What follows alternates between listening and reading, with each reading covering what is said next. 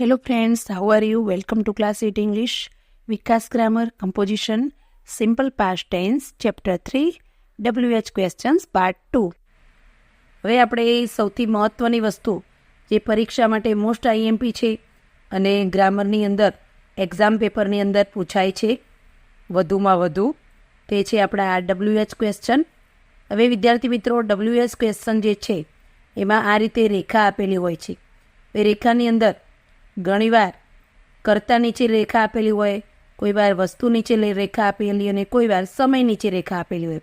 તો અલગ અલગ પરિસ્થિતિમાં આપણે કેવી રીતે પ્રશ્ન બનાવો તે આપણે ધીમે ધીમે જોઈએ. હવે આપણે એક ઉદાહરણ જોઈએ. Richa drew a picture yesterday. રીચાએ એક ચિત્ર ગઈકાલે દોર્યું. તો વિદ્યાર્થી મિત્રો, આપણે અ પિક્ચર નીચે લીટી છે એટલે કે વસ્તુ નીચે લીટી છે.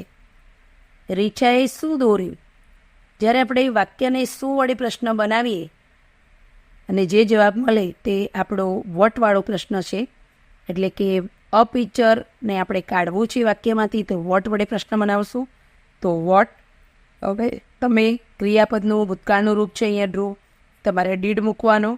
તો વોટ ડીડ, ત્યારબાદ કરતા આવશે રીચા અને ડ્રુનું થશે ડ્રો, મૂળ ક્રિયાપદ એસ્ટરડે. વિદ્યાર્થી મિત્રો, અ પિક્ચર જે શબ્દ છે તે નીકળી જશે. આ રીતે વોટવાળો પ્રશ્ન બનશે. What did Richa draw yesterday. રીચાએ ગઈકાલે શું દોર્યું?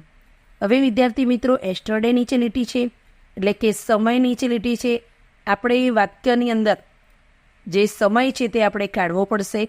સમય માટે આપણે એ પ્રશ્નમાં વેન મૂકશું. વેન એટલે જ્યારે, ત્યારે અથવા ક્યારે. તો વેન, ત્યારબાદ ડીડ મૂકવાનું છે.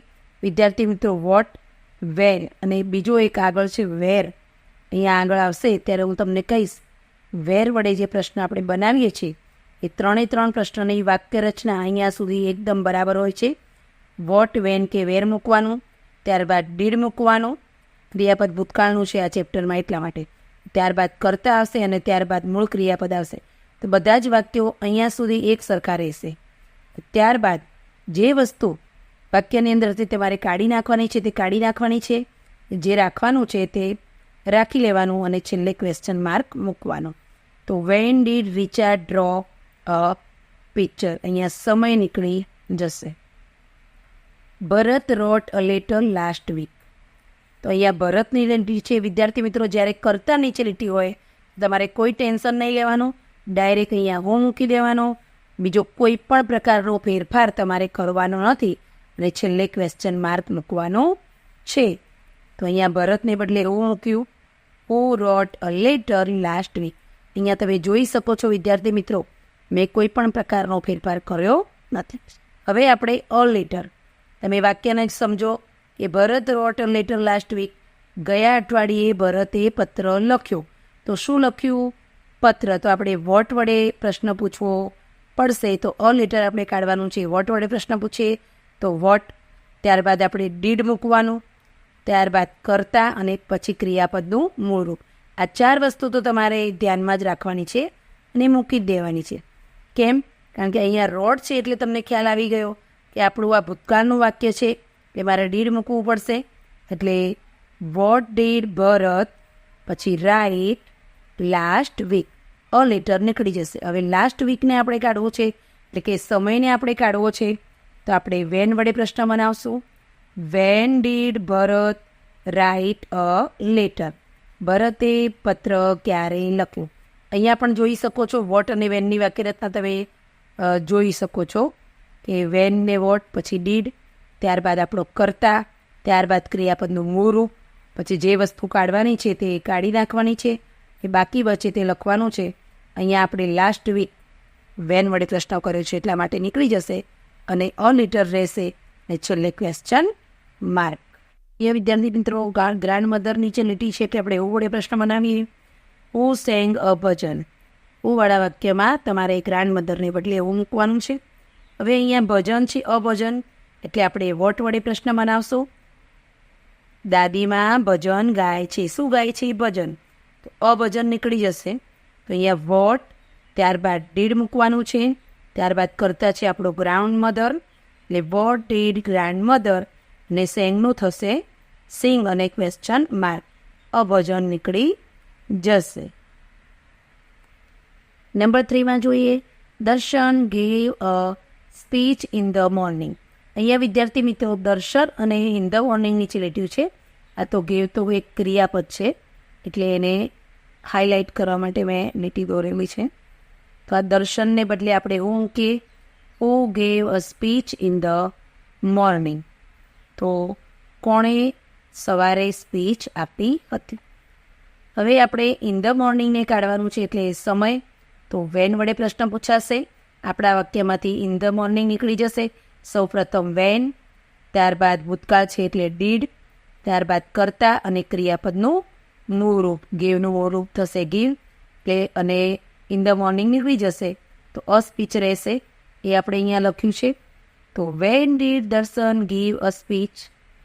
આગળ જોઈએ, મધર નીચે લાઈન છે તો હું વડે પ્રશ્ન બનાવીએ, મધરને બદલે હું. બાકીનું તમે જોઈ શકો છો વિદ્યાર્થી મિત્રો, વાક્ય એમ જ રહેશે, છેલ્લે ક્વેશ્ચન માર્ક. હવે વિદ્યાર્થી મિત્રો આ ભૂતકાળનું રૂપ છે વેન્ટ. અહીંયા to the market A place બતાવે છે તો આપણે પહેલાં ટુ ધ માર્કેટને દૂર કરીએ છીએ. તો વેર એટલે ક્યાં, વેર વડે પ્રશ્ન બનાવશું. વેર, ત્યારબાદ ડીડ, ત્યારબાદ કરતા આપણો મધર અને ક્રિયાપદનું મૂળ રૂપ. હવે ટુ ધ માર્કેટ આપણે કાઢી નાખવાનું છે, વેર વડે પ્રશ્ન છે એટલે આપણે એસ્ટરડે મૂકવાનું છે. એ વધારાનો શબ્દ જે છે તે મૂકવાનો છે ને છેલ્લે ક્વેશ્ચન માર્ક. તો where did mother go એસ્ટરડે. Mummy ગઈકાલે ક્યાં ગઈ હતી. હવે વિદ્યાર્થી મિત્રો આપણે એસ્ટરડેને કાઢવું છે એટલે કે સમય બતાવે છે તો આપણે વેન વડે પ્રશ્ન બનાવશું. તો વેન, ત્યારબાદ ડીડ, મધર આપણો જે કર્તા છે અને ત્યારબાદ ક્રિયાપદનું મૂળ રૂપ. વિદ્યાર્થી મિત્રો તમે આ બધું જ કરશો પણ અહીંયા વેન્ટને બદલે તમે ગો નહીં કરો તો પણ તમારો જવાબ ખોટો પડશે. ખાસ કાળજી રાખવાની કે તમારે અહીંયા જ્યારે જ્યારે વાક્યમાં ડીડ હાજર હોય ત્યારે અહીંયા ક્રિયાપદનું મૂળ રૂપ જ આવશે. તો when did mother go to the market. Mummy ક્યારે માર્કેટ ગઈ હતી તો એનો જવાબ થશે એસ્ટરડે. અહીંયા ટુ ધ માર્કેટ છે અને સમય આપણે સમય વડે પ્રશ્ન પૂછવાનો છે, વેન વડે પ્રશ્ન પૂછ્યો છે એટલા માટે આપણું એસ્ટરડે નીકળી જશે. હવે આગળ જોઈએ તો Sarla put the book in the cupboard. સરલાએ ચોપડી કબાટમાં મૂકી. તો હું વડે પ્રશ્ન, આ તો તમને હવે વિદ્યાર્થી મિત્રો આવડી ગયો હશે. સરલાને બદલે હું, બાકીનું વાક્ય એમના એમ જ અને ક્વેશ્ચન માર્ક. એટલે who put the book in the cupboard. કબાટમાં કોણે ચોપડી મૂકી. હવે વોટ વડે પ્રશ્ન બનાવવાનો છે એટલે આપણે વાક્યમાંથી ધ બુક, શું મૂક્યું. સરલાએ કબાટમાં શું મૂક્યું તો ધ બુક. તો ધ બુકને કાઢવું છે એટલે વોટ વડે પ્રશ્ન. વોટ, ત્યારબાદ આપણું ક્રિયાપદ આ ભૂતકાળ છે. તમે આપણે આગળ જોયું કે પુટનું ભૂતકાળ અને મોરું બંને એક જ છે. તો અહીંયા ભૂતકાળના વાક્ય આપણે ચાલે છે એટલે આપણે સમજી લેવાનું કે આ ભૂતકાળનું રૂપ છે એટલે આ પુટ મૂકેલું છે. તો વોટ ડીડ કરતાં આપણો સરલા અને ક્રિયાપદનું મૂળ રૂપ પુટ રહેશે. What did Sarla put. હવે ધ બુક નીકળી જશે અને ઇન ધ કપબોર્ડ રહેશે. In the cupboard question. તો what did Sarla put in the cupboard. સરલાએ કબાટમાં શું મૂક્યું. હવે આવ્યો ઇન ધ કપબોર્ડને કાઢવાનું છે આપણે. તો વેર વડે પ્રશ્ન પૂછાશે. ઇન ધ કપબોર્ડ એ જગ્યા બતાવે છે. તો where did Sarla put a book. અહીંયા ઇન ધ કપબોર્ડ નીકળી જશે. વેર મૂકીશું, ત્યારબાદ આપણે ડીડ મૂકીશું. કરતા અને ક્રિયાપદનું નોરું. વધારાના જે શબ્દો છે તે કાઢી નાખવાના. Number 6, the children sat in the hall in the morning. બાળકો સવારે હોલમાં બેઠા હતા. તો અહીંયા ધ ચિલ્ડ્રનને કાઢશું એટલે એવું વડે પ્રશ્ન થશે. બાકીનું વાક્ય એમ જ રહેશે વિદ્યાર્થી મિત્રો. પાછળ ક્વેશ્ચન માર્ક. એટલે એવું sat in the hall in the morning. સવારે હોલમાં કોણ બેઠું હતું. હવે આપણે ઇન ધ હોલ કાઢવું છે એટલે કે જગ્યાનું નામ અહીંયાથી કાઢી નાખવું છે એટલે આપણે વેર વડે પ્રશ્ન બનાવશું. તો where did the children sit in the morning. બાળકો સવારે ક્યાં બેઠા હતા. તો અહીંયા વિદ્યાર્થી મિત્રો વેર, ત્યારબાદ ડીડ, ત્યારબાદ કરતા અને ક્રિયાપદનું મૂળ રૂપ. જે શબ્દ કાઢવાનો છે તે કાઢી નાખવાનો કે બાકીનો શબ્દ ઇન ધ મોર્નિંગ રહેવા દેવાનો છે. હવે આપણે ઇન ધ મોર્નિંગ જે સમય બતાવી છે તેને આપણે કાઢવું હોય તો વેન વડે પ્રશ્ન બનાવીએ. તો વેન, ત્યારબાદ ડીડ મૂકવાનું, ત્યારબાદ કરતા એટલે કે ધ ચિલ્ડ્રન, ત્યારબાદ ક્રિયાપદનું મૂળરૂપ, અને ત્યારબાદ આપણે ઇન ધ મોર્નિંગ નીકળી જશે વિદ્યાર્થી મિત્રો, અને ધ હોય આવશે, ઇન ધ હોય. અહીંયા મોર્નિંગ શબ્દ ભૂલથી લખાઈ ગયેલો હતો વિદ્યાર્થી મિત્રો. જ્યારે તમે લખો ત્યારે ધ્યાન રાખજો કે ઇન ધ મોર્નિંગ જે છે એ નીકળી જશે અને ઇન ધ હોલ આવશે. અહીંયા વેન વડે પ્રશ્ન પૂછાયો છે એટલે સમય નીકળી જશે. આગળ જોઈએ વિદ્યાર્થી મિત્રો, the teacher taught us grammar. તો ધ ટીચરને આપણે કાઢવાનું છે એટલે હુ વડે પ્રશ્ન, હુ ટોટ અસ ગ્રામર. વિદ્યાર્થી મિત્રો, જ્યારે હુ વાળો જે પ્રશ્ન છે ત્યારે તમારે કોઈ પણ પ્રકારનું કંઈ જ ચેન્જ કરવાનું નથી, એટલે તમને 1 માર્ક્સ ઇઝીલી મળી રહે. તો ખાસ કાળજી રાખજો, કરતાને બદલે તમારે હુ મૂકવાનું છે અને છેલ્લે ક્વેશ્ચન માર્ક. હવે ગ્રામર, ટીચર ગ્રામર, ટીચરે ગ્રામર શીખવાડ્યું. તો શું શીખવાડ્યું? ગ્રામર. તો આપણે ગ્રામરની જે લીટી છે એટલે વોટ વડે પ્રશ્ન પૂછશું. તો what did the teacher teach us. ટીચરે અમને શું શીખવાડ્યું? તો અહીંયા ટીચ ટોટનું મૂળરૂપ મૂકેલું છે અને ગ્રામર નીકળી જશે. તો હવે આગળ જોઈએ, Soham played cricket last week. તો સોહમને બદલે આપણે હું મૂકીશું અને બાકીના બધા શબ્દો એમ જ રહેશે. ને છેલ્લે ક્વેશ્ચન માર્ક. વોટ વડે પ્રશ્ન. તો અહીંયા ક્રિકેટને આપણે કાઢવાનું છે. સોહમ ક્રિકેટ રમ્યો ગયા અઠવાડિયે. તો ગયા અઠવાડિયે સોહમ ક્રિકેટ રમ્યો. તો અહીંયા ક્રિકેટને આપણે જ્યારે કાઢવાનું હોય તો શું રમ્યો? તો ક્રિકેટ. તો વોટ વડે પ્રશ્ન બનશે, what did Soham play cricket last week. અહીંયા વિદ્યાર્થી મિત્રો વોટ પછી ડીડ, ત્યારબાદ કરતા અને ક્રિયાપદનું મૂળરૂપ, ને જે શબ્દ તમારે કાઢવાનો છે તે કાઢવાનો અને બાકીના શબ્દો લખવાના હોય. ત્યારબાદ આપણે લાસ્ટ વીકને કાઢવું છે, જે સમય દર્શક છે. સમય દર્શક માટે આપણે વેન વાળો પ્રશ્ન બનાવશું. When did Soham play cricket. When, what અને વેર ત્રણેય વાક્યોની જે વાક્ય રચના છે પ્રશ્ન વાક્યોની એક સરખી છે વિદ્યાર્થી મિત્રો. વેન, વોટ કે વેન, વેર પછી ડીડ, ત્યારબાદ કરતા અને ક્રિયાપદનું મૂળરૂપ. આટલું બધામાં જ મૂકી દેવાનું હોય છે. ત્યારબાદ જે શબ્દ તમારે રાખવાનું છે તે રાખવાનો, ને જે શબ્દ કાઢવાનો છે તે પ્રમાણે કાઢવાનો. જો આપણો પ્રશ્નની અંદર જેને કાઢવાનું છે તે વસ્તુ હોય તો વોટ વડે પ્રશ્ન બનશે. સમય હોય તો વેન વડે પ્રશ્ન બનશે. ને જો પ્લેસ હોય તો અહીંયા તમે આ છઠ્ઠા વાક્યમાં જોઈ શકો છો કે ઇન ધ હોલ એ જગ્યા, સ્થળનું નામ કાઢવાનું હતું તો આપણે વેર વડે પ્રશ્ન મૂક્યો છે. હવે વિદ્યાર્થી મિત્રો આપણે આગળ વધીએ તો 9 નંબર ઉપર, તે bought a new car last month. અહીંયા અ ન્યૂ કાર નીચે લીટી છે એટલે તેમને ગયા મહિને એક નવી કાર ખરીદી.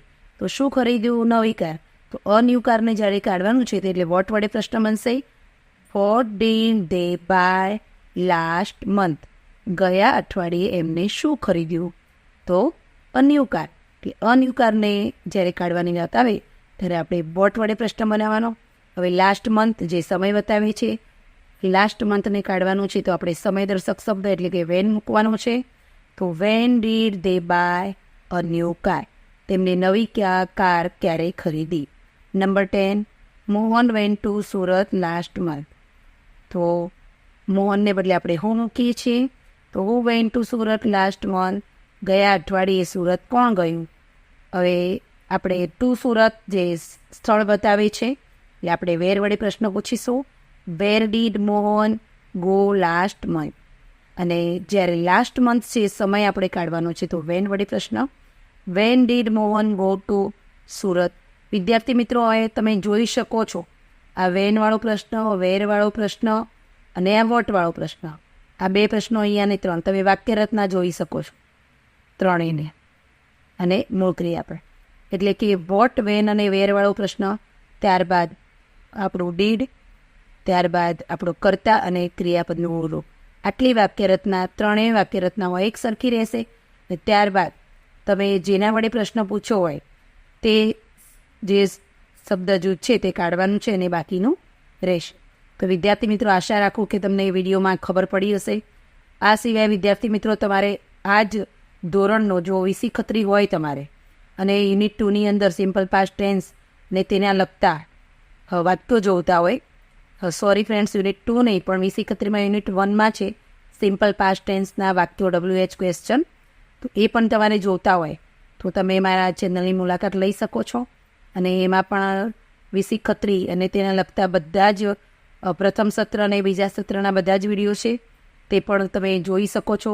વિદ્યાર્થી મિત્રો ધોરણ 7 અને 8ના તેમજ ધોરણ 5ના વિડીયો તમને મારી ચેનલ ઉપર મળી જશે. ગ્રામરના પણ બધા જ વિડીયો પ્રથમ અને બીજા સત્રના છે અને ટેક્સ્ટ બુકમાં પણ શબ્દશ બધા જ વિડીયો છે. જો તમને વિડીયો ગમ્યો હોય તો લાઇક, શેર અને સબસ્ક્રાઈબ કરજો. Good bye friends.